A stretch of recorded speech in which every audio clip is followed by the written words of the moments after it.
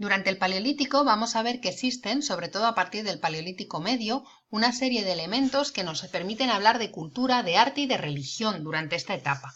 Los primeros de estos elementos son los enterramientos, que forman parte de esas manifestaciones simbólicas. Entendemos como manifestaciones simbólicas todas aquellas evidencias de cosas que no tienen que ver con la supervivencia, sino con el mundo de los símbolos, de la religión, de las creencias.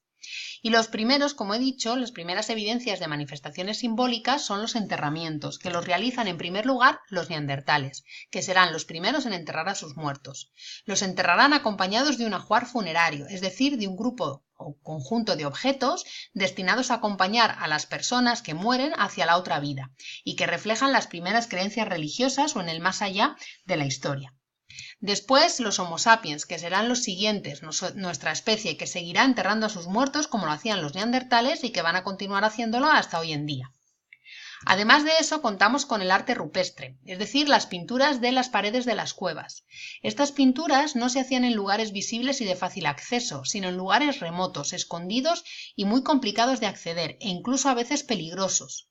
Se realizaban en el interior muy profundo de las cuevas con el objetivo, seguramente, de realizar algún tipo de ofrenda o de ritual mágico y religioso hacia los dioses.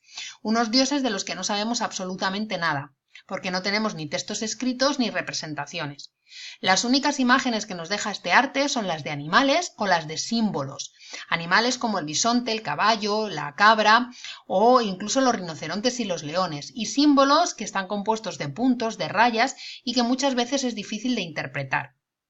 Estas pinturas se realizaban con pigmentos naturales, machacados y mezclados o bien con agua o bien con grasas o con otras sustancias que permitían aplicarlos directamente con las manos o incluso utilizando a veces una especie de caña y soplando los pigmentos para dispersarlos por la superficie. Se distinguen dos tipos de pinturas, las polícromas, que quiere decir literalmente varios colores, y las monócromas, que son aquellas que solo tienen un color. Y los colores que se usaban eran el rojo, el negro, el ocre, el marrón, el amarillo, en esa gama, incluso a veces el blanco. Podéis ver aquí, por ejemplo, un ejemplo de este tipo de pinturas, donde junto con animales de diverso tipo y tamaño, todos mezclados, se juntan también diversos símbolos de difícil interpretación. Una cosa muy importante es entender que estos paneles o estas zonas se pintaban durante miles y miles de años, de manera que muchas de estas figuras se separan en el tiempo varios miles de años y no fueron pintadas a la vez, por lo cual a veces se superponen unas encima de otras.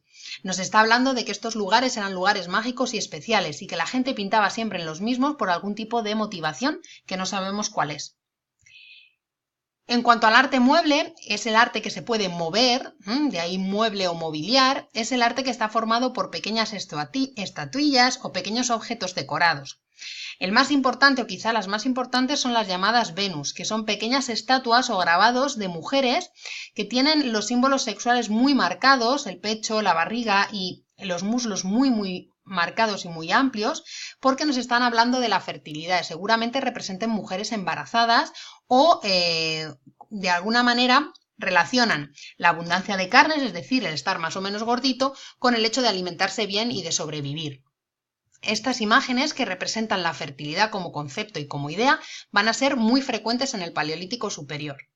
También, además de eso, encontramos otro tipo de figuritas con animales y algunos instrumentos decorados, como por ejemplo los bastones de mando que llevaban los jefes de las tribus, o por ejemplo algunos instrumentos como este, que es un propulsor para arrojar lanzas, que podía estar decorado. También podían estar decorados los arpones o decorados otros instrumentos y otras herramientas. Dentro de este conjunto de arte mueble, por ejemplo, también hay algunos adornos personales como collares, pulseras, y también hay algunos elementos que parecen ser amuletos o talismanes, que seguramente tenían algún tipo de propiedad mágica.